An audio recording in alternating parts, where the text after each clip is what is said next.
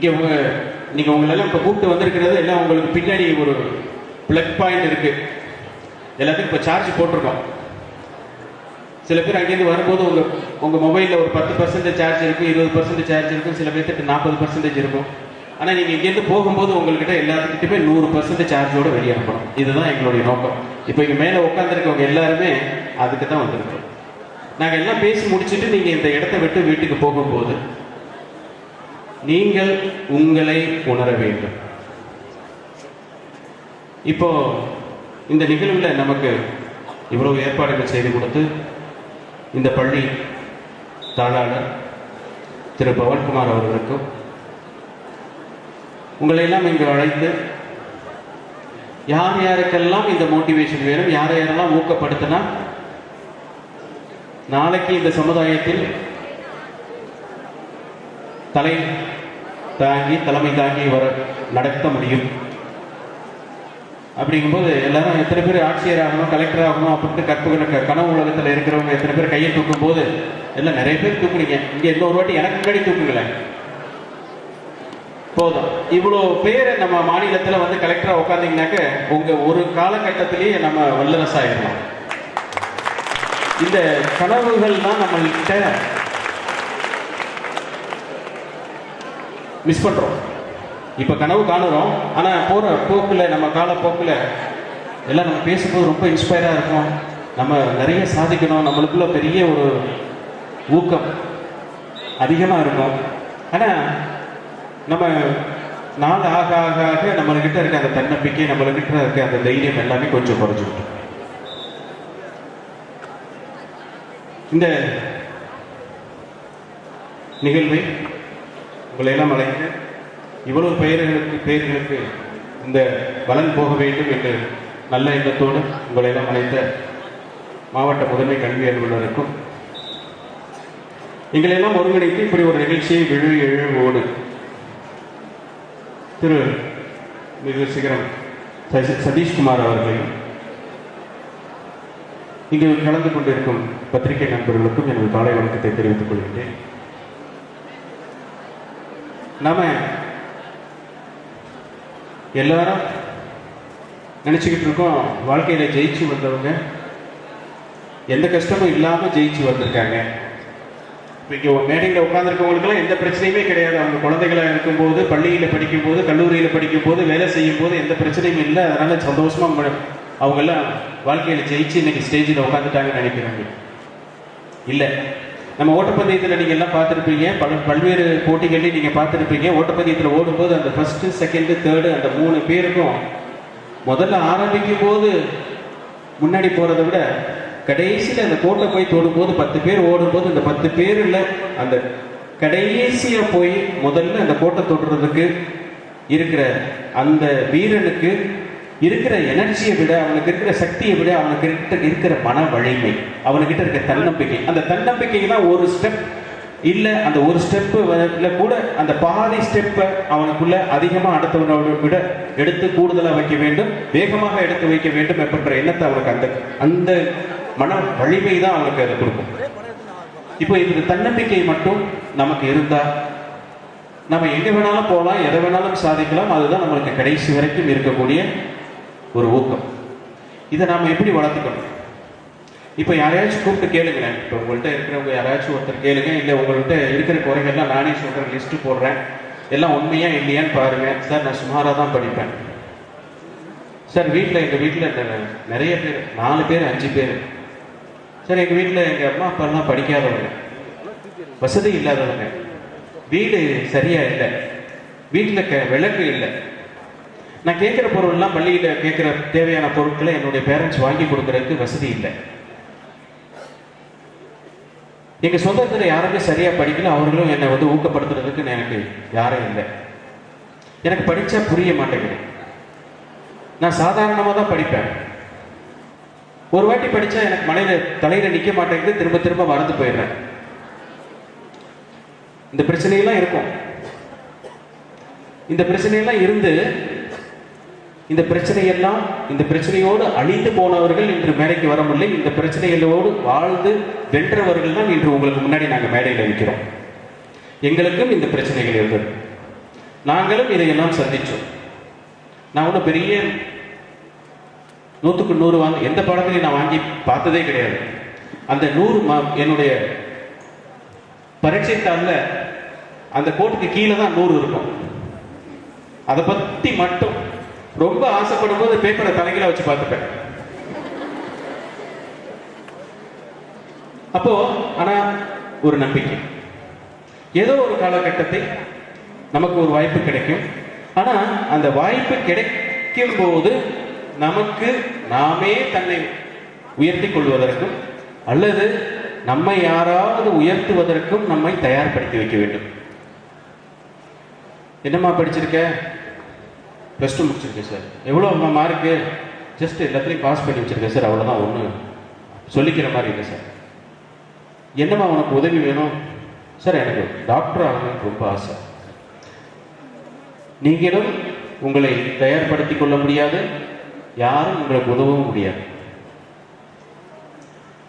அப்போ நமக்கு உதவக்கூடிய நிலையில் நம்ம தயார்படுத்தி வச்சுக்கிட்டா.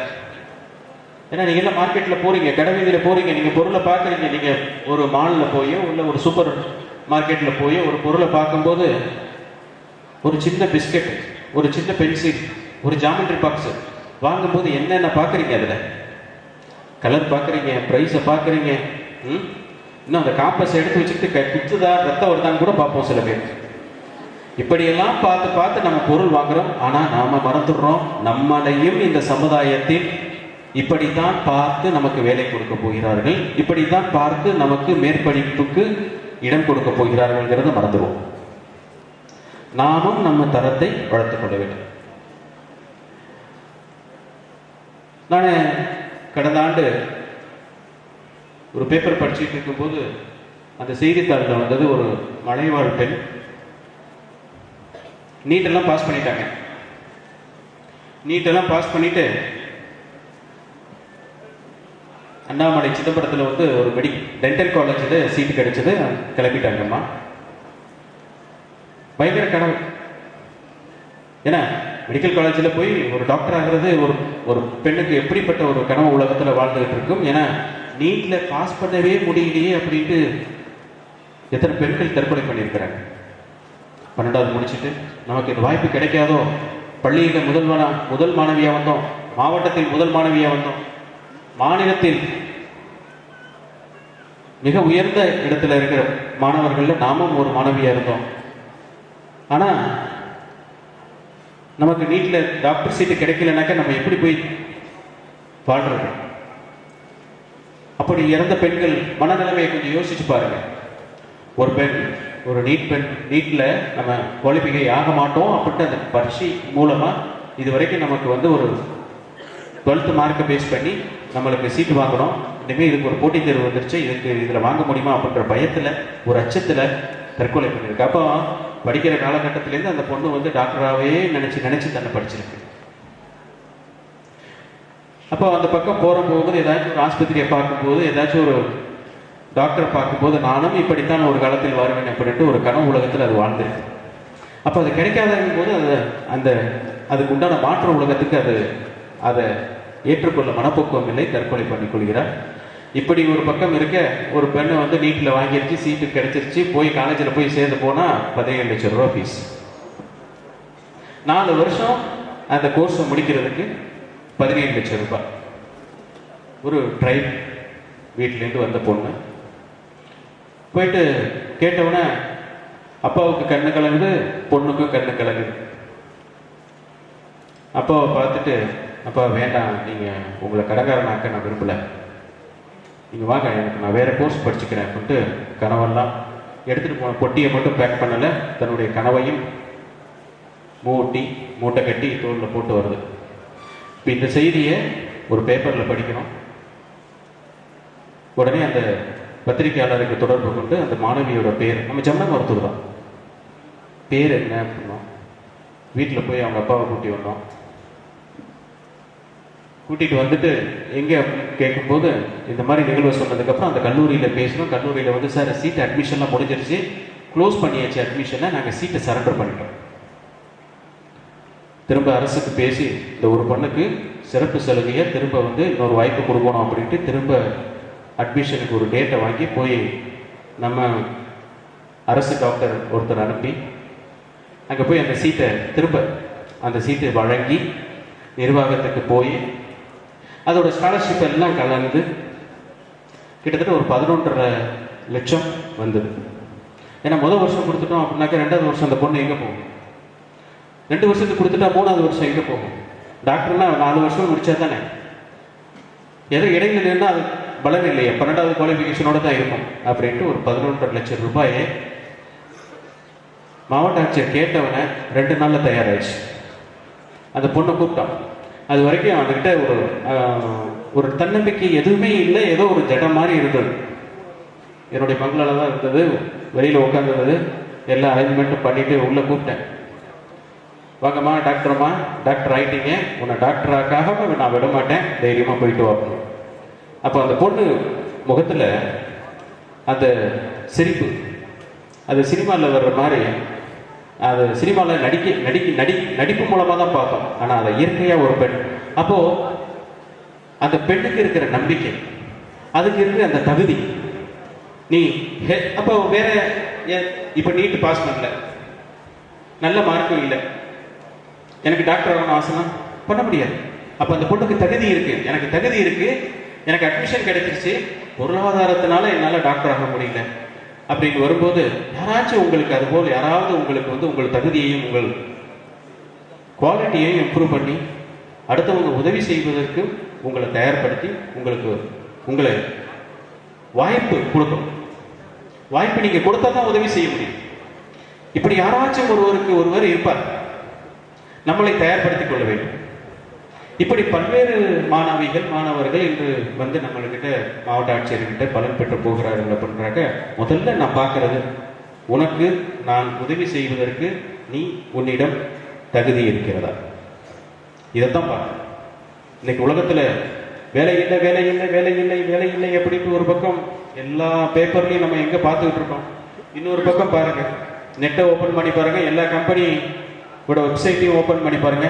இன்னைக்கு எந்த கம்பெனிலையும் ஆள் நிறைவாக உள்ள ஒரு கம்பெனி கிடையாது. அவனும் ஆளை தேடிக்கிட்டு இருக்கான், இவனும் வேலை தேடிக்கிட்டு இருக்கான். இரண்டும் நடந்து கொண்டிருக்கின்றது. என்ன பிரச்சனை?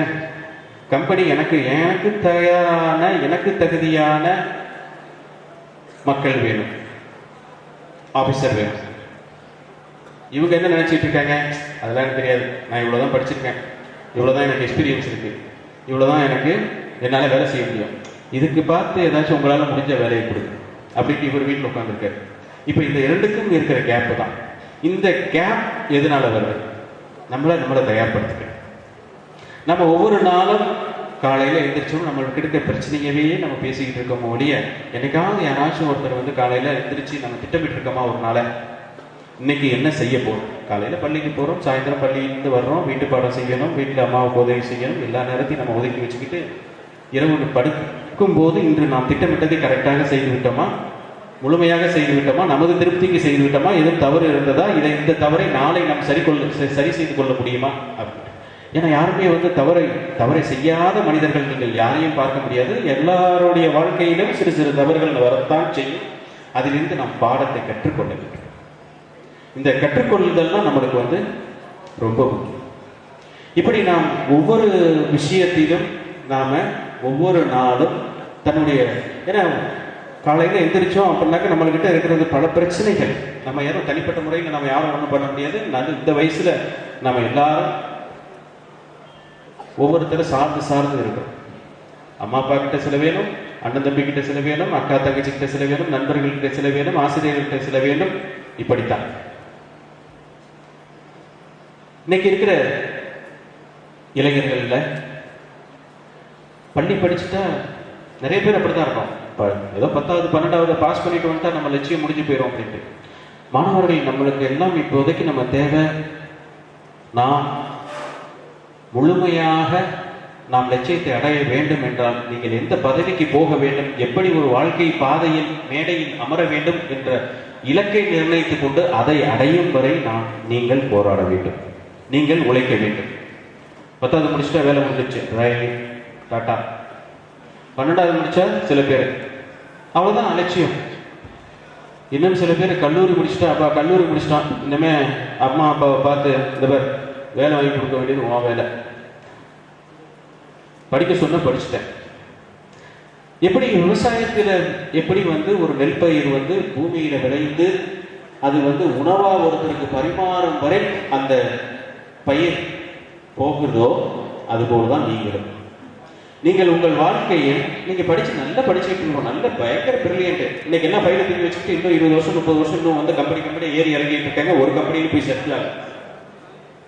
இப்ப எங்க உங்க லட்சியம் வேண்டுமோ அந்த லட்சியம் உங்கள் படிப்பாக மட்டும் இருக்கக்கூடாது, அதையும் தாண்டி நாம் லட்சிய பாதையை போக வேண்டும். நம்ம காலேஜ் முடிச்சோம், நிறைய பேர் வீட்டுக்கு வரும்போது பொட்டியை தூக்கிட்டு வரும்போது இன்னும் நம்ம எந்த மாதிரி வேலைக்கு போகணுங்கிற திட்டமே இருக்காது. பார்க்கலாம் சார், அப்ளை பண்ணலாம் சார், எக்ஸாம் எழுதுறேன் சார், ஏதோ ட்ரை பண்றேன் சார். இன்னும் சில பேர் பரீட்சையெல்லாம் எழுதுனீங்களா, காம்படிட்டிவ் எக்ஸாம்லாம் எழுதுறேன், இவ்வளோ பரீட்சை இருக்குப்பா, நல்லா படிச்சிருக்கேன், ஏன் அப்படின்னாக்க சார் எழுதுங்க சார், 1 வருஷம் எழுதுனேன், 2 வருஷம் எழுதுனேன், 3வது வருஷம் எனக்கு கிடைக்கல சார், அவ்வளோதான் கூட்டிட்டாரு. 5 வருடம் நீங்க காலேஜில் 1 வருஷத்துக்கு 365 நாள் ஒரு பாடத்தை உட்காந்து கஷ்டப்பட்டு உங்களுடைய வாழ்க்கையில 5 வருஷம் 7 வருஷம் உங்க வாழ்க்கையில கல்லூரி பருவத்தையும் 12 வருஷம் உங்களுடைய பள்ளி பருவத்தையும் படித்து விட்டு இப்படி ஒரு 17 வருஷம் 19 வருஷம் உங்க வாழ்க்கையில இன்னும் என்ன இருக்கு? இப்படி ஒரு 19 வருஷம் 20 வருஷம் நீங்க கல்வியில உட்கார்ந்து செஞ்சுட்டு அதை முழுமையான உற்பத்தியா கொண்டு போய் அடையாம நீங்க இடையில எங்க நின்னாலும் சரி, இதற்கு பலன் கிடையாது. பெரிய அறிவா புக்கை வச்சுக்கிட்டு என்ன பண்ணுவீங்க? போர்டு போட்டுட்டு உட்காந்துருப்பீங்களா? நான் பிஹெச்டி படிச்சிருக்கேன், நான் அந்த சயின்டிஸ்ட் இந்த சயின்டிஸ்ட், உங்கள்கிட்ட ஜோசியை பார்க்க கூட வர மாட்டாங்க. அப்போ நீங்க உங்க லட்சியம் எங்க இருக்கணும்? உங்களுடைய வாழ்க்கை எந்த மாதிரி மனிதனாக, எந்த மாதிரி பொருளாக இந்த உலகத்துக்கு நீங்க போக வேண்டும். இப்படி அரிசி நெற்பயிர் நினைச்சிருந்தா அது வயல்லே தான் கிடக்கும், அது மில்லுக்கு போகாது, நெல் அரிசி ஆகாது, அரிசி பாத்திரத்துக்கு போகாது, உணவு ஆகாது, அது ஒருத்தருடைய பசியை போக்காது. இது போலதான் நீங்கள் கடைசி வரைக்கும் உங்களுடைய இலக்கு போய் வாழ்க்கையின் லட்சிய பாதையில் போய் உங்களுடைய கடைசி இலக்கை அடையும் வரை உங்களுடைய லட்சியத்தை நீங்கள் உறுதிப்படுத்திக் கொண்டே இருக்க வேண்டும். இதுல நிறைய டிஸ்டர்பன்ஸ் நம்மளுக்கு கொஞ்சம் நெஞ்சம் இல்லை, ஏகப்பட்டது. இன்னைக்கு எல்லாம் பக்கத்துல இருக்கிற மாணவர்கள் கிட்ட எங்க வீட்டுல எங்க பையனே பாக்குறோம், ஏதாச்சும் ஒரு விளையாட்டு பொருளையோ இல்ல ஒரு புதுமையான பொருளையோ இல்ல புதுமையான ட்ரெஸ்ஸையோ இல்ல புதுமையான ஜடையோ இல்ல ரிப்பனோ ஏதோ ஒன்று வாங்கிட்டா, ஒரு ஹேண்ட் வாட்சோ ஏதோ வாங்கிட்டோம்னா அதை அடுத்த நாள் வீட்டுக்குள்ள போய் அப்பா கிட்ட கேட்டு அதே மாதிரி எனக்கு வாங்கி கொடுக்க வேண்டும். தயவு செய்து மனசுல நினைச்சுக்கிங்க, அம்மா அப்பா காசுல ஆடம்பர வாழ்க்கையை நீங்கள் ஒரு எல்லளவு அதை வாழ்ந்து அனுபவிச்சிங்கன்னா அதை நீங்கள் கேவலமாக நினைக்க வேண்டும். உங்கள் வளர்ச்சிக்கு மட்டும் உங்கள் தாய் தந்தையரோட அப்பா வச்சிருப்பாரு, கோடிக்கணக்கு வச்சிருப்பாரு, அப்பா பெரிய கார்ல போயிருப்பாரு, அவர் சம்பாரிச்ச காசு நீ ஏன் இருக்கிற? நீ அதுல உனக்கு என்ன உரிமை இருக்கு? இன்னைக்கு எல்லாம் பார்த்துக்கிட்டு இருக்கோம். இன்னைக்கு அம்மா அப்பா காசு சம்பாரிச்சவங்க இன்னைக்கு சமுதாயத்துல இன்னைக்கு நல்ல குடும்பத்துல, வசதியான குடும்பத்துல வர்ற மக்கள், அதுவும் புத்திசாலித்தனமா இல்லாத மக்கள், அவங்க வாழ்க்கையில தன்னுடைய தாய் தந்தையர்கள் வசதியாக இருந்த வாழ்க்கையில பாதி அளவு கூட அவங்க வாழ முடியாத தவிக்கிற அந்த வாழ்க்கையில பாதி பேரு அவங்களுக்கு என்ன காரணம் தெரியுமா? சீரழிஞ்சு போறதுக்கு அவங்க அம்மா அப்பா சம்பாரிச்சு வச்ச அளவில்லாத சொத்து. அதுதான் அவங்களுடைய முதல் மாற்றுப்பாதை. ஏன்னா உழைப்பு தெரியல, நான் உழைக்காமல் எனக்கு என்னுடைய நான் சம்பாரிச்ச சொத்துக்கும் என்னிடம் இருக்கும் பணத்துக்கும் மதிப்பு எனக்கு தெரியாது. எனக்கு தெரிந்த ஒரு நபர், அவங்க வீட்டில் ரொம்ப யாரும் விருந்தாடி போனாவே சாப்பிடுங்கன்னு கூட சொல்ல மாட்டாங்க, சாப்பிட்டு வந்திருப்பேன்னு சொல்லுவாங்க. நல்ல வசதி. அவரு கல்யாணத்துக்குலாம் போனார் அப்படின்னாக்க போகும்போது சட்டை போட்டு போவார், வரும்போது சட்டையை மடிச்சு கையில் எடுத்து வந்துடுவார். வெளியில எங்கேயும் போய் சாப்பிட மாட்டாரு. காலையில கடையில போய் டீ குடிக்கணும்னா கூட டீ கடையில வெளியில ஒரு 10 நிமிஷம் நின்று அப்படியே வேடிக்கை பார்த்துட்டு யாருமே இல்லாத நேரத்தில் கடை போய் கடையில போய் டீயை குடிச்சிட்டு அவருக்கு மட்டும் காசு கொடுத்துட்டு வந்துருவாரு. நம்ம யாரும் கேட்டா நம்ம கொடுக்க மாதிரி இருக்க வேண்டும். வயிற்று பசி எடுத்தா கூட ஒரு டீயை குடிச்சிட்டு வருவார், வீட்டில் வந்து இருக்கிறத சாப்பிடுவார். 7 ஏக்கர் சொந்த நிலம், 15 ஏக்கர் வந்து குத்தகை வாழை. கேரளாவுக்கு வருஷத்துக்கு 50 லோடு வாழைக்காயே போயிடும். நல்ல வசதி படிச்சுவார். ஆனால் ட்ரெயினில் கூட போக மாட்டார், அந்த லாரியில தான் உட்காந்துட்டு போவார். அந்த பணத்தை எடுத்துட்டு வருவதற்கு ஒரு ஆள் வேணுமே. அப்போ ஊர்லேருந்து ஒருத்தரை கூட்டிட்டு போகணும்ல, அதை கூட அவர் போகும்போது கூட்டிட்டு போக மாட்டார். கரெக்டாக அவர் அங்கே கிளம்புற அன்னைக்கு ஒருத்தனை வர சொல்லுவார். ஏன்னா அவன் வந்தானாக்கா கூட அவனை தங்க வைக்கணும், அவனுக்கு சாப்பாடு போடணும். இப்படியெல்லாம் சம்பாரிச்சு நல்ல சொத்து சேர்த்தார். நல்ல ஊர்லேயே பேர் சொல்லிக்கிற அளவுக்கு நல்ல பணக்காரன் ஆகிறாரு. அவருக்கு ஒரே ஒரு ஆண் பிள்ளை. அவருக்கு கல்யாணம் ஆச்சு. அந்த பெரியவர் இறந்து விட்டாரு. அவரு நல்லா குடிக்க ஆரம்பிச்சிட்டார் பையன். அவங்க அப்பா இறந்த 15 வருஷத்துல அவர் சொத்து சம்பாதிச்ச அத்தனை சொத்தையும் அழைச்சிட்டார். அவர் எப்போதுமே இடுப்புல ஒரு பாட்டிலோட தான் இருப்பார். அந்த தவறான மாற்று வழி அவரை மட்டும் அழைக்கல, அவருடைய அடுத்த தலைமுறை, அவர் பையனும் வந்து 12வது படிச்சுக்கிட்டு இருக்கான். அவன் பான்பற இந்த போதை இதுல 19 வயசுல இறக்குறான். அப்போ அப்பா எப்படி சம்பாரிச்சார் அவன் நினைச்சிட்டு இருந்திருப்பாருன்னு நினைக்கிறேன். அப்பா வந்து ஏதோ கால் மேல கால் போட்டுக்கிட்டு எங்கேயோ போய் பேங்க்ல போய் ஒரு மிஷினை வாங்கிட்டு வந்து அதுல பட்டனை பிளக்க சொருவி பிரிண்ட்னு கொடுத்து எல்லா பணத்தையும் சம்பாரிச்சு நம்மளுக்கு இடம் வாங்கி வச்சுட்டாரு. அப்படித்தான் நம்ம நிறைய பேர் நினைச்சுக்கிட்டு இருக்கோம். நாம உழைத்து சம்பாதித்த தாய் தந்தையர் அவர்கள் நமக்கு கொடுக்கிற ஒவ்வொரு ரூபாயையும் எப்படி உழைத்து கொடுக்கிறார்கள், அதில் அவர்களுக்கு எந்த கஷ்டமெல்லாம் வந்தது. உங்களுக்கு கொடுக்குற அந்த 1 ரூபாய் உங்களுக்கு கொடுக்கணும் அப்படின்னா அவங்க 10 ரூபாய் சம்பாதிச்சா தான் உங்களுக்கு 1 ரூபாய் கொடுக்க முடியும். ஏன்னா 10 ரூபாய் சம்பாதிச்சா தானே வீட்டில் அரிசி வாங்கணும், பருப்பு வாங்கணும், டிவி வாங்கணும், அது வாங்கணும், இது வாங்கணும், கரண்ட் பில்லு கட்டணும், சாப்பாடு சமைக்கணும், எல்லாம் செலவும் போக மீதியை வச்சு அந்த மீதியில தான் உங்களுக்கு 1 ரூபாய் கொடுக்க முடியும்.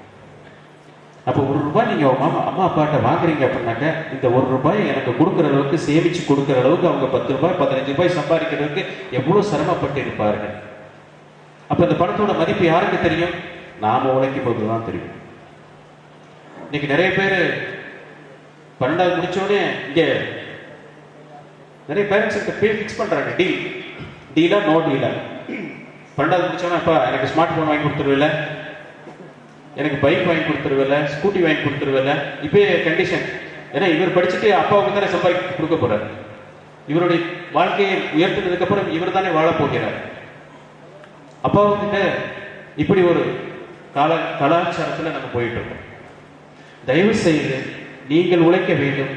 உங்க சம்பளத்திலிருந்து நீங்க எடுத்து செலவு பண்ற வரைக்கும் தாய் தந்தையரிடம் ஆடம்பர வாழ்க்கைக்கு ஒரு பைசா கூட நீங்க வாங்கக்கூடாது. அப்பதான் நம்மளுக்குள்ள அம்மா அப்பா பணத்தை பார்த்தோம் அப்படின்னாக்க நம்மளுக்குள்ள இருக்கிற மோட்டிவேஷனும் குறைய ஆரம்பிச்சு. அப்பா பார்த்துப்பாரு. எந்த பேரண்ட்ஸும் பிள்ளைகளை விட மாட்டாங்க. ஏன்னா அவங்க கஷ்டப்பட்டு உழைச்சி வைக்கிறதே உங்களுக்காக வேண்டிதான். அவங்க கொடுத்தாலும் கொடுக்காட்டியும் அவங்க காலகட்டத்திற்கு அது உங்களுக்கு தான் வரப்போகுது. அந்த நம்பிக்கையை நீங்க வளர்த்து வச்சுக்கிட்டீங்கன்னாக்கா உங்ககிட்ட இருக்க அந்த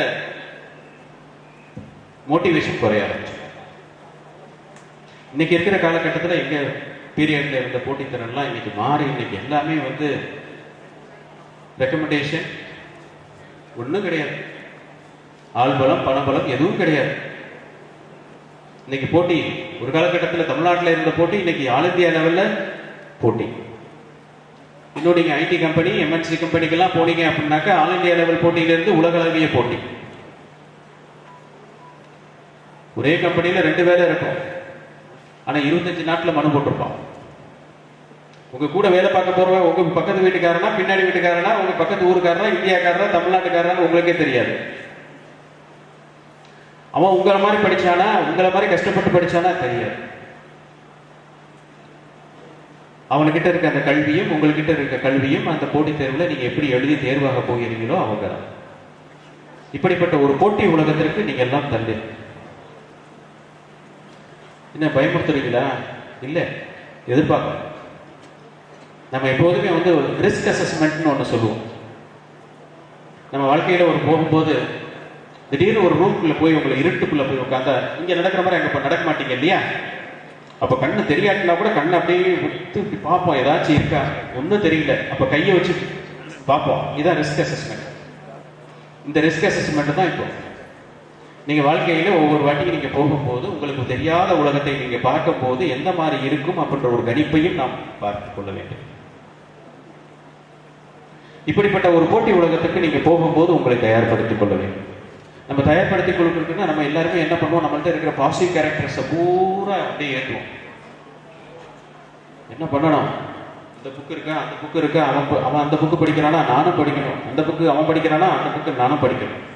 இப்படி பாசிட்டிவ் கேரக்டர்ஸை மட்டும் நம்ம ஏற்றிக்கிட்டு இருந்தால் பத்தாது. அது போட்டி காலத்தில் நம்மளை வந்து முடிவு செய்யாது.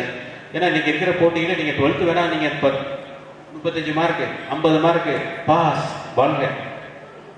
ஆனால் அதுக்கப்புறம் நீங்கள் போகும்போதெல்லாம் இத்தனை சீட்டு தான் போட்டி, காம்படிஷன். இன்னைக்கு 100 சீட் இருக்கு, 100 சீட்ல 10 லட்சம் பேர் எழுதுனாலும் நான் எனக்கு தேவை அந்த 100 பேர் தான். அந்த 100ல ஒன்னா போகணும். அப்ப அங்கே உங்களுக்கு போட்டி எப்படி இருக்கு? அடுத்த 1 மாசத்திலேயோ 2 மாசத்திலேயோ நீங்க 12வது முடித்த கையோடையே, இல்ல உங்க கல்லூரி பருவத்தை முடித்த கையோடையே அடுத்த பேரும் ஒரு வேலைக்காக இருக்கட்டும், இல்ல ஒரு இன்ஜினியரிங்கா இருக்கட்டும், ஒரு மெடிக்கல் சீட் வாங்குறதுக்காக இருக்கட்டும், உங்க போட்டி வந்து குவாலிஃபிகேஷன் போட்டியிலிருந்து காம்படிஷன் போட்டிக்கு போறீங்க. 35 மார்க் எடுத்தா பாஸ், 50 மார்க் எடுத்து பாஸ் இல்ல, அடுத்த ஒரு 2 மாசத்துல உங்களுக்கு இருக்க போட்டி 1000 சீட்டு தான் இருக்கு. 1,70,000 பேர் எழுதுறாங்க. அந்த 1,70,000 பேர் 1000 பேர் ஆகும். அந்த 1000க்குள்ள போகணும். இதுதான் போட்டி. ஸோ இந்த போட்டிக்குள்ள நீங்க போகும்போது பாசிட்டிவ் மட்டும் பார்க்கக்கூடாது, நம்மளுக்கிட்ட இருக்கிற நெகட்டிவையும் நீங்க பார்க்கணும். என்ன நெகட்டிவ்? வரும்போது அப்படியே பார்த்தேன், சிஓ எனக்கு ஒரு பாட்டெல்லாம் போட்டு அப்படியே வரவேற்றாரு. அந்த பாட்டுக்கு முன்னாடி பேசிட்டு இருந்தாரு, டிவி பார்க்கறது. அவர் எங்க போனாலும் அந்த டிவி தான் பார்த்துட்டு இருப்பாரு. அவங்க வீட்டில் போய் பார்க்கணும், அவங்க குழந்தைங்க ரொம்ப டார்ச்சர் பண்ணிட்டு இருக்காங்கன்னு நினைக்கிறேன். எங்க வீட்லயும் அப்படிதான். நீங்க போனா இன்னைக்கு நியூஸ் எல்லாம் பாக்குறதுக்கு ஏதோ ரெக்வசிஷன் லெட்டர், பெர்மிஷன்லாம் பிள்ளைங்கள்ட்ட வாங்கி அப்ரூவல்லாம் வாங்கிட்டதுக்கு அப்புறம் தான் நம்ம நியூஸே பார்க்க முடியுது. எல்லாம் அந்த CNN போகோ குட் இப்படித்தான். இதெல்லாம் நான் செய்யக்கூடாதுன்னு சொல்ல, எதுக்குமே ஒரு அளவு. எங்க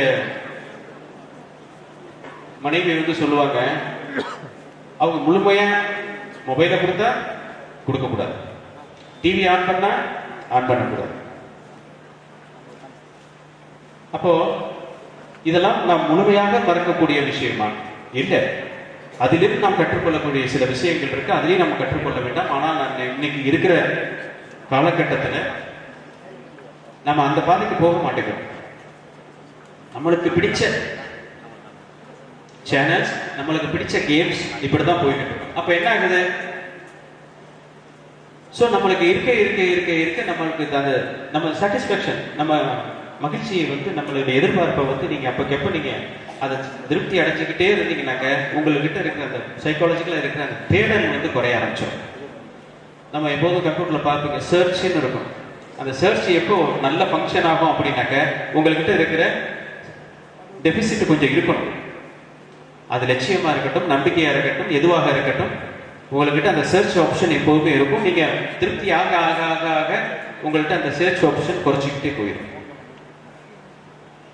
எனக்கு தெரிஞ்சு எனக்கு சொன்ன என்னோட கல்லூரி காலத்துல எனக்கு சொன்ன அறிவுரைகள், எனக்கு முன்னோர்கள் சொன்னது, எப்போ நீ ஒரு சின்ன சின்ன சந்தோஷங்களை அனுபவிச்சு அதுல நீ திருப்தி அடைகிறீர்கள், வாழ்க்கையில உனக்கு கிடைக்க போற மிகப்பெரிய சந்தோஷத்தை இழந்துகிட்டு இருக்கேன்னு அர்த்தம் சொல்றாரு. அப்ப இந்த சின்ன சின்ன சந்தோஷம்லாம் என்ன? டிவி பார்க்கறது, போய் ஃப்ரெண்ட்ஸ் கிட்ட அரட்டை அடிக்கிறது, ஜாலியா வெளியே போறது, நம்மளுக்கு பிடித்த உணவை மட்டும் வாங்கி சாப்பிடுறது, நம்ம பிடித்த நண்பர்களோட போய் விளையாடுறது, பள்ளிக்கூடத்துல புக்கை எடுத்து அப்படி பைக்குள்ள போட்டுட்டோம் அப்படின்னாக்க அதை வந்து வேண்டாத வெறுப்பா எதிரி மாதிரி பார்க்கறது, திரும்ப அடுத்த நாள் பள்ளிக்கூடம் வர்ற வரைக்கும் அதை பார்க்கறதுக்கே கண்ணு கூசும். அதை எடுக்க சொன்னா ஒரு வாட்டி டக்குன்னு எடுக்க மாட்டோம், 10 வாட்டி சொல்லணும். ஹோம்ஒர்க் செஞ்சிட்டியா?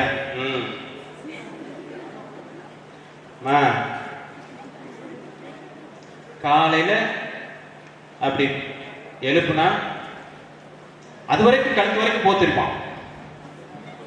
இப்படி போய் கையை வச்சோம் அப்படின்னாக்க தலையோடு சேர்த்து குத்திப்பான். இப்படிப்பட்ட சின்ன சின்ன சந்தோஷங்களில் நாம் மூழ்கி இருந்தோம் என்றால் நமக்கு கிடைக்க போகிறது இல்லை. நம்மளுக்கு அங்க இருக்கு, அதை நம்ம போய் அங்க எடுக்கணும். அங்க நம்ம போறதுக்கு உண்டான அந்த தூரம் தான் நம்மளுடைய லட்சியம், நம்மளுடைய கொள்கை, நம்மளுடைய கடின உழைப்பு. இப்ப கடின உழைப்பு அப்ப யாருக்கிட்ட வரும்? யாராச்சும் ஒருத்தர் ரோல் மாடல் இருக்கணும் இல்லையா? நீங்க உடனே சினிமாவில் பார்ப்பீங்க, அந்த ரோல் மாடலுக்கு நம்மளால என்ன பண்ணுவோம், உடனே போய் டிவி ஆன் பண்ணிடுவோம். ஏதாச்சும் ஒரு சினிமாவை போடுறது, அதுல வர அந்த ஹீரோயின்ஸ் பார்த்துட்டு இவர் தான் எனக்கு ரோல் மாடல், நான் இவரை தான் பார்க்க போறேன் அப்படின்னு சொல்றது. என்கிட்ட கேட்டீங்கன்னாக்க எனக்கு தெரிஞ்ச எனக்கு என்னோட ரோல் மாடல் எங்க அம்மா. நம்ம வீட்லயே இருப்பாங்க,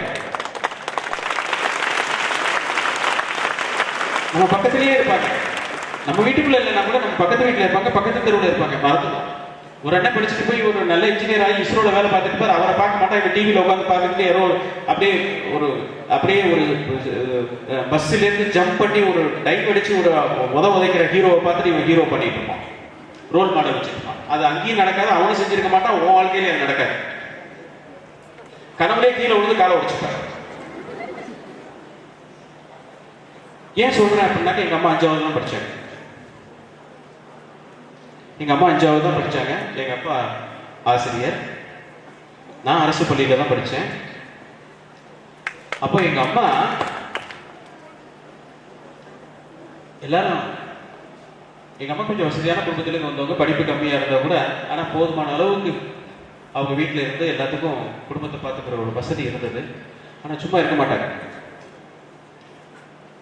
வயல்ல போய் காய்கறி போட்டு இந்த காய்கறியை தலையில தட்டில் வச்சுட்டு தெருவா வைப்பாங்க. எங்க அப்பா வாத்தியார், எங்க அம்மா எங்கிட்டு போறாங்களோ அந்த தெருவுக்கு இப்படி ரிவர்ஸ்ல போவாங்க. நம்ம என்ன வாத்தியாரா இருக்கோம், இந்த அம்மா போய் இங்க போய் காய்கறி எல்லாம் வித்துக்கிட்டு என்ன வாத்தியாரா பண்ணுவாங்க ஊர்ல. அவர் இந்த பக்கம் போயிடுவார். போய் தேங்காய் தோப்புல எல்லாம் போய் அவங்களுக்குலாம் பேசி தேங்காயை வாங்கிட்டு வந்து அதை ஒரு ஆளை போட்டு உரிச்சு போய் கடையில வச்சு தேங்காய் வியாபாரம் பண்ணுவாங்க. அவங்க 5வது படிச்சாங்க அப்படின்னு சொல்றது எதுக்கு அவங்கனாக்கா 5வது படித்த அறிவாளி. எங்க சொந்தக்காரங்க எல்லாருமே வந்து தான் சம்பாதிச்ச சொத்தை எல்லாம் வந்து திரும்ப அவங்கள்ட்ட இருக்கிற சொத்தை எப்படி மேனிப்புலேட் பண்ணணும். இன்னைக்கு 1 ஏக்கர் இதுல வர்ற வருமானம் அடுத்த 1/2 ஏக்கர் கூடுதலாக வாங்கி 25 லட்சம் 30 லட்சம் 10 ஏக்கர் 20 ஏக்கர் 30 ஏக்கர் இப்படிதான் சேர்த்தாங்க. ஆனா எங்க அம்மா மட்டும்தான் எங்க சொந்தக்காரங்களே இருக்கிற சொத்தை வித்து போய் எங்களை காலேஜில் சேர்த்தாங்க. எப்படி இந்த அறிவு வந்ததுன்னு தெரியல. இன்னைக்கு அந்த 25 லட்சம் சொத்து 50 லட்சம் சொத்து இன்னைக்கு அடுத்த தலைமுறையில் அவங்க குடும்பத்தில் இருக்கிற 5 பேரும் பங்கு சேர்த்து 25 5 ஆச்சு, 10 3 ஆச்சு, 1 லட்சம் 30,000 ஆச்சு, 10 ஏக்கர் 1 ஏக்கர் ஆச்சு, 1 ஏக்கர் 20 சென்ட் ஆச்சு. ஆனா நான் படிச்ச படிப்பு அப்படியே. இந்த படிப்பில் இந்த கல்வியில நாம் அடைகிற பலன் மேல போய்கிட்டே இருக்கு. இதைத்தான் உங்களுக்கும் சொல்கிறேன். உங்கள் வாழ்க்கையில் நீங்கள் முன்னேற வேண்டும் என்றால் தொடர்ந்து போராட வேண்டும். உங்க இலக்கு நிறைய டிஸ்டர்பன்ஸ் வரும். அந்த டிஸ்டர்பன்ஸ் எல்லாம் பார்த்துட்டு இதுக்கு மேல போகக்கூடாதுன்னு முடிவு பண்ணிருக்கீங்கன்னாக்க அந்த சிந்தனை எங்க வருகிறதோ அங்கேயே நீங்க வாழ்க்கையில தோக்குறீர்கள். அதை வென்று வென்று வென்று வென்று ஒவ்வொரு இடமாக சென்று உங்கள் இலக்கை தொடர வேண்டும். தொடர்ந்து நீங்கள் எல்லாம் உங்கள் வாழ்க்கை பாதையில் உங்களுடைய உச்சகட்ட இலக்கை அடைய வேண்டும் என்று என்னுடைய வாழ்த்துக்களை தெரிவித்துக் கொண்டு விடைபெற்றுக் கொள்கிறேன். வணக்கம். 7 ஏக்கர் சொந்த நிலம், 15 ஏக்கர் வந்து குத்தகை வாழை. கேரளாவுக்கு வருஷத்துக்கு 50 லோடு வாழைக்காயே போயிடும். நல்ல வசதி படிச்சுவார். ஆனா ட்ரெயின்ல கூட போக மாட்டார், அந்த லாரியில தான் உட்காந்துட்டு போவார். அந்த பணத்தை எடுத்துட்டு வருவதற்கு ஒரு ஆள் வேணுமே. அப்ப ஊர்ல இருந்து ஒருத்தர் கூட்டிட்டு போகணும்ல, அதை கூட அவர் போகும்போது கூட்டிட்டு போக மாட்டார். கரெக்டாக அவர் அங்கே கிளம்புற அன்னைக்கு ஒருத்தனை வர சொல்லுவார். ஏன்னா அவன் வந்தானாக்கா கூட அவனை தங்க வைக்கணும், அவனுக்கு சாப்பாடு போடணும். இப்படியெல்லாம் சம்பாரிச்சு நல்ல சொத்து சேர்த்தார். நல்ல ஊர்லயே பேர் சொல்லிக்கிற அளவுக்கு நல்ல பணக்காரன் ஆகிறாரு. அவருக்கு ஒரே ஒரு ஆண் பிள்ளை. அவருக்கு கல்யாணம் ஆச்சு. அந்த பெரியவர் இறந்து விட்டாரு. அவரு நல்லா பிடிக்க ஆரம்பிச்சிட்டார் பையன். அவங்க அப்பா இறந்த 15 வருஷத்துல அவர் சொத்து சம்பாதிச்ச அத்தனை சொத்தையும் அழிச்சிட்டார். அவர் எப்போதுமே இடுப்புல ஒரு பாட்டிலோடு தான் இருப்பார். அந்த தவறான மாற்றுபடி அவரை மட்டும் அழுக்கல, அவருடைய அடுத்த தலைமுறை அவரோட பையனும் வந்து 12வது படிச்சுக்கிட்டு இருக்கான். அவன் பாம்பர இந்த போதை இதுல 19 வயசுல இறக்குறான். அப்போ அப்பா எப்படி சம்பாதிச்சாரு அவன் நினைச்சிட்டு இருந்திருப்பாருன்னு நினைக்கிறேன். அப்பா வந்து ஏதோ கால் மேல கால் போட்டுக்கிட்டு எங்கேயோ போய் பேங்க்ல போய் ஒரு மிஷினை வாங்கிட்டு வந்து அதுல பட்டனை பிளக்க சொருவி பிரிண்ட்னு கொடுத்து எல்லா பணத்தையும் சம்பாரிச்சு நம்மளுக்கு இடம் வாங்கி வச்சுட்டாரு. அப்படித்தான் நம்ம நிறைய பேர் நினைச்சுக்கிட்டு இருக்கோம். நாம உழைத்து சம்பாதித்த தாய் தந்தையர் அவர்கள் நமக்கு கொடுக்கிற ஒவ்வொரு ரூபாயையும் எப்படி உழைத்து கொடுக்கிறார்கள், அதில் அவர்களுக்கு எந்த கஷ்டமெல்லாம் வந்தது. உங்களுக்கு கொடுக்குற அந்த 1 ரூபாய் உங்களுக்கு கொடுக்கணும் அப்படின்னா அவங்க 10 ரூபாய் சம்பாதிச்சாதான் உங்களுக்கு 1 ரூபாய் கொடுக்க முடியும். ஏன்னா 10 ரூபாய் சம்பாதிச்சா தானே வீட்டில் அரிசி வாங்கணும், பருப்பு வாங்கணும், டிவி வாங்கணும், அது வாங்கணும், இது வாங்கணும், கரண்ட் பில்லு கட்டணும், சாப்பாடு சமைக்கணும், எல்லாம் செலவும் போக மீதியை வச்சு அந்த மீதியில தான் உங்களுக்கு 1 ரூபாய் கொடுக்க முடியும். அப்போ 1 ரூபாய் நீங்க அம்மா அப்பாட்ட வாங்குறீங்க அப்படின்னாக்க இந்த 1 ரூபாய் எனக்கு கொடுக்குற அளவுக்கு சேமிச்சு கொடுக்குற அளவுக்கு அவங்க 10 ரூபாய் 15 ரூபாய் சம்பாதிக்கிறதுக்கு எவ்வளவு சிரமப்பட்டு இருப்பார்கள். அப்ப இந்த பணத்தோட மதிப்பு யாருக்கு தெரியும்? நாம உழைக்கும் போதுதான் தெரியும். இன்னைக்கு நிறைய பேர் 12வது முடிச்சோடனே இங்க நிறைய பேரண்ட்ஸ் பே ஃபிக்ஸ் பண்றாங்க. டீலா நோ டீலா. 12வது முடிச்சோன்னா அப்பா எனக்கு ஸ்மார்ட் போன் வாங்கி கொடுத்துருவில்ல, எனக்கு பைக் வாங்கி கொடுத்துருவில்ல, ஸ்கூட்டி வாங்கி கொடுத்துருவில்ல. இப்போ கண்டிஷன். ஏன்னா இவர் படிச்சுட்டு அப்பாவுக்கு தானே சம்பாதிக்க கொடுக்க போறாரு. இவருடைய வாழ்க்கையை உயர்த்தினதுக்கு அப்புறம் இவர் தானே வாழ போகிறார். அப்பாவுக்கிட்ட இப்படி ஒரு கலாச்சாரத்துல நம்ம போயிட்டு இருக்கோம். தயவு செய்து நீங்கள் உழைக்க வேண்டும். உங்க சம்பளத்திலிருந்து நீங்க எடுத்து செலவு பண்ற வரைக்கும் தாய் தந்தையரிடம் ஆடம்பர வாழ்க்கைக்கு ஒரு பைசா கூட நீங்க வாங்கக்கூடாது.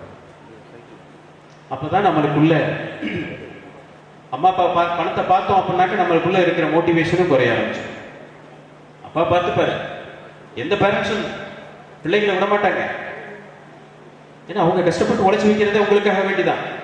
அவங்க கொடுத்தாலும் கொடுக்காட்டியும் அவங்க காலகட்டத்திற்கு அது உங்களுக்கு தான் வரப்போகுது. அந்த நம்பிக்கையை நீங்க வளர்த்து வச்சுக்கிட்டீங்கன்னாக்க உங்ககிட்ட இருக்க அந்த மோட்டிவேஷன் குறைய ஆரம்பிச்சு. இன்னைக்கு இருக்கிற காலகட்டத்தில் எங்க பீரியட்ல இருந்த போட்டித்திறன்லாம் இன்னைக்கு மாறி இன்னைக்கு எல்லாமே வந்து ரெக்கமெண்டேஷன் ஒன்றும் கிடையாது. ஆள்பலம் பணபலம் எதுவும் கிடையாது.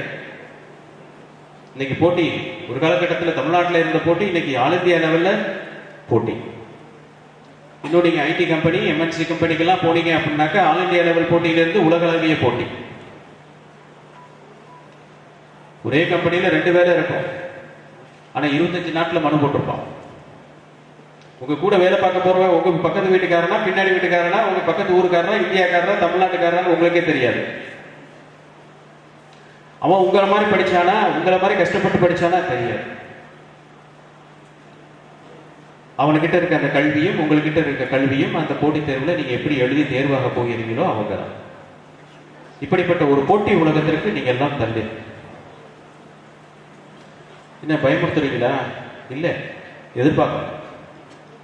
நம்ம எப்போதுமே வந்து ஒரு ரிஸ்க் அசஸ்மெண்ட்னு ஒன்று சொல்லுவோம். நம்ம வாழ்க்கையில ஒரு போகும்போது திடீர்னு ஒரு ரூம்குள்ள போய் உங்களை இருட்டுக்குள்ள போய் உட்காந்தா இங்க நடக்கிற மாதிரி அங்க நடக்க மாட்டீங்க இல்லையா? அப்ப கண்ணு தெரியாட்டினா கூட கண்ணு அப்படியே விட்டு இப்படி பார்ப்போம், ஏதாச்சும் இருக்கா, ஒன்றும் தெரியல. அப்ப கையை வச்சு பார்ப்போம். இதான் ரிஸ்க் அசஸ்மெண்ட்.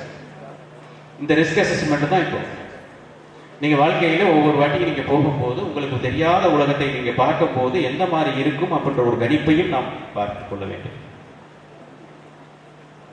இப்படிப்பட்ட ஒரு போட்டி உலகத்துக்கு நீங்க போகும்போது உங்களை தயார்படுத்திக் கொள்ள வேண்டும். நம்ம தயார்படுத்தி கொடுக்குறதுன்னா நம்ம எல்லாருமே என்ன பண்ணுவோம், நம்மள்ட்ட இருக்கிற பாசிட்டிவ் கேரக்டர்ஸை பூரா அப்படியே ஏற்றுவோம். என்ன பண்ணணும், இந்த புக்கு இருக்கா, அந்த புக்கு இருக்கா, அவன் அந்த புக்கு படிக்கிறானா நானும் படிக்கணும், அந்த புக்கு அவன் படிக்கிறானா அந்த புக்கு நானும் படிக்கணும். இப்படி பாசிட்டிவ் கேரக்டர்ஸை மட்டும் நம்ம ஏற்றிக்கிட்டு இருந்தால் பத்தாது, அது போட்டி காலத்தில் நம்மளை வந்து முடிவு செய்யாது. ஏன்னா நீங்கள் இருக்கிற போட்டியில் நீங்கள் 12th வேணா நீங்கள் 35 மார்க்கு 50 மார்க்கு பாஸ் வாழ்க. ஆனால் அதுக்கப்புறம் நீங்கள் போக போகுதெல்லாம் இத்தனை சீட்டு தான் போட்டி, காம்படிஷன். இன்னைக்கு 100 சீட் இருக்கு, 100 சீட்ல 10 லட்சம் பேர் எழுதுனாலும் நான் எனக்கு தேவை அந்த 100 பேர் தான். அந்த 100ல ஒன்னா போகணும். அப்ப அங்கே உங்களுக்கு போட்டி எப்படி இருக்கு, அடுத்த 1 மாசத்திலேயோ 2 மாசத்திலேயோ நீங்க 12வது முடித்த கையோடையே, இல்ல உங்க கல்லூரி பருவத்தை முடித்த கையோடையே அடுத்த பேரும் ஒரு வேலைக்காக இருக்கட்டும், இல்ல ஒரு இன்ஜினியரிங்கா இருக்கட்டும், ஒரு மெடிக்கல் சீட் வாங்குறதுக்காக இருக்கட்டும், உங்க போட்டி வந்து குவாலிஃபிகேஷன் போட்டியிலிருந்து காம்படிஷன் போட்டிக்கு போறீங்க. 35 மார்க் எடுத்த பாஸ், 50 மார்க் எடுத்த பாஸ் இல்ல, அடுத்த ஒரு 2 மாசத்துல உங்களுக்கு இருக்க போட்டி 1000 சீட்டு தான் இருக்கு. 1,70,000 பேர் எழுதுறாங்க. அந்த 1,70,000 பேர்ல 1000 பேர் ஆகும். அந்த 1000க்குள்ள போகணும். இதுதான் போட்டி. ஸோ இந்த போட்டிக்குள்ள நீங்க போகும்போது பாசிட்டிவ் மட்டும் பார்க்க கூடாது, நம்மளுக்கிட்ட இருக்கிற நெகட்டிவையும் நீங்க பார்க்கணும். என்ன நெகட்டிவ் வரும்போது அப்படியே பார்த்தேன், சிஓ எனக்கு ஒரு பாட்டெல்லாம் போட்டு அப்படியே வரவேற்றாரு. அந்த பாட்டுக்கு முன்னாடி பேசிட்டு இருந்தாரு, டிவி பார்க்கறது. அவர் எங்க போனாலும் அந்த டிவி தான் பார்த்துட்டு இருப்பாரு. அவங்க வீட்டில் போய் பார்க்கணும், அவங்க குழந்தைங்க ரொம்ப டார்ச்சர் பண்ணிட்டு இருக்காங்கன்னு நினைக்கிறேன். எங்க வீட்லயும் அப்படிதான். நீங்க போனா இன்னைக்கு நியூஸ் எல்லாம் பாக்குறதுக்கு ஏதோ ரெக்வசிஷன் லெட்டர், பெர்மிஷன்லாம் பிள்ளைங்கள்ட்ட வாங்கி அப்ரூவல்லாம் வாங்கிட்டதுக்கு அப்புறம் தான் நம்ம நியூஸே பார்க்க முடியுது. எல்லாம் அந்த சிஎன் போகோ குட் இப்படித்தான். இதெல்லாம் நான் செய்யக்கூடாதுன்னு சொல்ல, எதுக்குமே ஒரு அளவு இருக்கு. எங்க மனைவி வந்து சொல்லுவாங்க, அவங்க முழுமையா மொபைலை கொடுத்தா கொடுக்க கூடாது, டிவி ஆன் பண்ணா ஆன் பண்ணக்கூடாது. அப்போ இதெல்லாம் நாம் முழுமையாக மறக்கக்கூடிய விஷயமா இல்லை, அதிலிருந்து நாம் கற்றுக்கொள்ளக்கூடிய சில விஷயங்கள் இருக்கு, அதிலையும் நம்ம கற்றுக்கொள்ள வேண்டாம். ஆனால் நான் இன்னைக்கு இருக்கிற காலகட்டத்தில் நம்ம அந்த பாதைக்கு போக மாட்டேங்கிறோம். நம்மளுக்கு பிடிச்ச சேனல்ஸ், நம்மளுக்கு பிடிச்ச கேம்ஸ் இப்படிதான் போயிட்டு இருக்கோம். அப்ப என்ன ஆகுது, ஸோ நம்மளுக்கு இருக்க இருக்க இருக்க இருக்க நம்மளுக்கு அந்த நம்ம சாட்டிஸ்ஃபேக்ஷன், நம்ம மகிழ்ச்சியை வந்து நம்மளுடைய எதிர்பார்ப்பை வந்து நீங்க அப்பக்கப்ப நீங்க அதை திருப்தி அடைஞ்சுக்கிட்டே இருந்தீங்கன்னாக்க உங்ககிட்ட இருக்கிற அந்த சைக்காலஜிக்கலா இருக்கிற அந்த தேடல் வந்து குறைய ஆரம்பிச்சிடும். நம்ம எப்போதும் கம்ப்யூட்டர்ல பார்ப்பீங்க, சர்ச்னு இருக்கும். அந்த சர்ச் எப்போ நல்ல ஃபங்க்ஷன் ஆகும் அப்படின்னாக்க உங்ககிட்ட இருக்கிற டெபிசிட் கொஞ்சம் இருக்கணும். அது லட்சியமா இருக்கட்டும், நம்பிக்கையா இருக்கட்டும், எதுவாக இருக்கட்டும், உங்ககிட்ட அந்த சர்ச் ஆப்ஷன் எப்போதுமே இருக்கும். நீங்க திருப்தி ஆக ஆக ஆக ஆக உங்கள்கிட்ட அந்த சர்ச் ஆப்ஷன் குறைச்சிக்கிட்டே போயிடும்.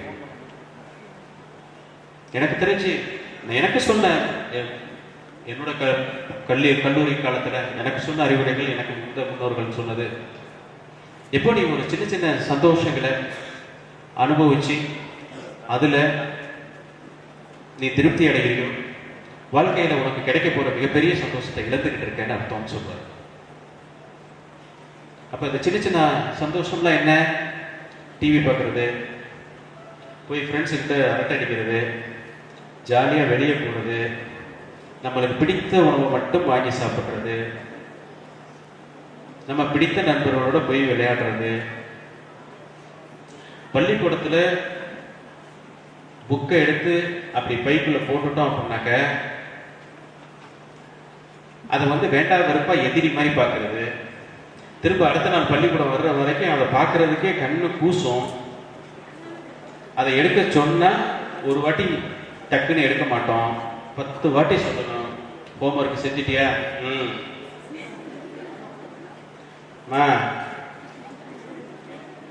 காலையில அப்படி எழுப்புனா அது வரைக்கும் கழுத்து வரைக்கும் போத்திருப்பான். இப்படி போய் கையை வச்சோம் அப்படின்னாக்க தலையோடு சேர்த்து ஊத்திப்பான். இப்படிப்பட்ட சின்ன சின்ன சந்தோஷங்களில் நாம் மூழ்கி இருந்தோம் என்றால் நமக்கு கிடைக்க போகிறது இல்லை. நம்மளுக்கு அங்க இருக்கு, அதை நம்ம போய் அங்க எடுக்கணும். அங்க நம்ம போறதுக்கு உண்டான அந்த தூரம் தான் நம்மளுடைய லட்சியம், நம்மளுடைய கொள்கை, நம்மளுடைய கடின உழைப்பு. இப்ப கடின உழைப்பு அப்ப யாருக்கிட்ட வரும்? யாராச்சும் ஒருத்தர் ரோல் மாடல் இருக்கணும் இல்லையா? நீங்க உடனே சினிமாவில் பார்ப்பீங்க, அந்த ரோல் மாடலுக்கு நம்மளால என்ன பண்ணுவோம், உடனே போய் டிவி ஆன் பண்ணிடுவோம். ஏதாச்சும் ஒரு சினிமாவை போடுறது, அதுல வர அந்த ஹீரோயிஸ் பார்த்துட்டு இவர் தான் எனக்கு ரோல் மாடல், நான் இவரை தான் பார்க்க போறேன் அப்படின்னு சொல்றது. என்கிட்ட கேட்டீங்கன்னாக்க எனக்கு தெரிஞ்ச எனக்கு எனக்கு எனக்கு என்னோட ரோல் மாடல் எங்க அம்மா. நம்ம வீட்லயே இருப்பாங்க, நம்ம பக்கத்திலேயே இருப்பாங்க. நம்ம வீட்டுக்குள்ள இல்லைன்னா கூட நம்ம பக்கத்து வீட்டுல இருப்பாங்க, பக்கத்து தெருவில் இருப்பாங்க. மறந்துடும். ஒரு அண்ணன் படிச்சுட்டு போய் ஒரு நல்ல இன்ஜினியர் ஆகி இஸ்ரோல வேலை பார்த்துட்டு பாரு, அவரை பார்க்க மாட்டா, இந்த டிவியில் உட்காந்து பார்த்துட்டு யாரோ அப்படியே ஒரு பஸ்ல இருந்து ஜம்ப் பண்ணி ஒரு டைப் அடிச்சு ஒரு உதைக்கிற ஹீரோவை பார்த்துட்டு இவன் ஹீரோ பண்ணிட்டு இருப்பான், ரோல் மாடல் வச்சிருப்பான். அது அங்கேயும் நடக்காது, அவனும் செஞ்சிருக்க மாட்டான், உன் வாழ்க்கையில அது நடக்காது. கனவுலே கீழே விழுந்து காலை உடைச்சுப்பாரு. ஏன் சொல்றேன் அப்படின்னாக்க, எங்க அம்மா 5வது தான் படிச்சாங்க. எங்க அம்மா 5வது தான் படிச்சாங்க. எங்க அப்பா ஆசிரியர், நான் அரசு பள்ளியில தான் படிச்சேன். அப்போ எங்க அம்மா எல்லாரும், எங்க அம்மா கொஞ்சம் வசதியான குடும்பத்திலிருந்து வந்தவங்க, படிப்பு கம்மியா இருந்தா கூட ஆனா போதுமான அளவுக்கு அவங்க வீட்டுல இருந்து எல்லாத்துக்கும் குடும்பத்தை பார்த்துக்கிற ஒரு வசதி இருந்தது. ஆனா சும்மா இருக்க மாட்டாங்க.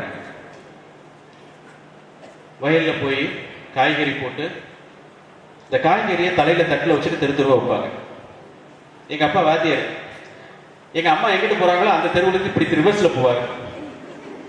நம்ம என்ன வாத்தியாரா இருக்கோம், இந்த அம்மா போய் இங்க போய் காய்கறி எல்லாம் வித்துக்கிட்டு என்ன வாத்தியாரா பண்ணுவாங்க ஊர்ல.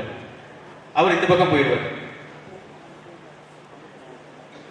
போய் தேங்காய் தோப்புல எல்லாம் போய் அவங்களுக்குலாம் பேசி தேங்காயை வாங்கிட்டு வந்து அதை ஒரு ஆளை போட்டு உரிச்சு போய் கடையில வச்சு தேங்காய் வியாபாரம் பண்ணுவாங்க. அவங்க 5வது படிச்சாங்க அப்படின்னு சொல்றது எதுக்கு அப்படின்னாக்கா, 5வது படித்த அறிவாளி. எங்க சொந்தக்காரங்க எல்லாருமே வந்து தான் சம்பாதிச்ச சொத்தை எல்லாம் வந்து திரும்ப திரும்ப அவங்கள்ட்ட இருக்கிற சொத்தை எப்படி மேனிபுலேட் பண்ணணும்.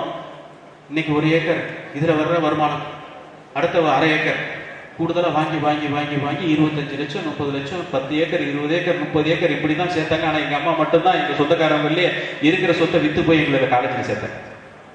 எப்படி இந்த அறிவு வந்ததுன்னு தெரியல. இன்னைக்கு அந்த 25 லட்சம் சொத்து 50 லட்சம் சொத்து இன்னைக்கு அடுத்த தலைமுறையில் அவங்க குடும்பத்தில் இருக்கிற 5 பேரும் பங்கு சேர்த்து 25, 5 ஆச்சு, 10, 3 ஆச்சு, 1,30,000 ஆச்சு, 10 ஏக்கர் 1 ஏக்கர் ஆச்சு, 1 ஏக்கர் 20 சென்ட் ஆச்சு. ஆனா நான் படிச்ச படிப்பு அப்படியே. இந்த படிப்பில் இந்த கல்வியில நாம் அடைகிற பலன் மேல போய்கிட்டே இருக்கு. இதைத்தான் உங்களுக்கும் சொல்கிறேன். உங்கள் வாழ்க்கையில் நீங்கள் முன்னேற வேண்டும் என்றால் தொடர்ந்து போராட வேண்டும்.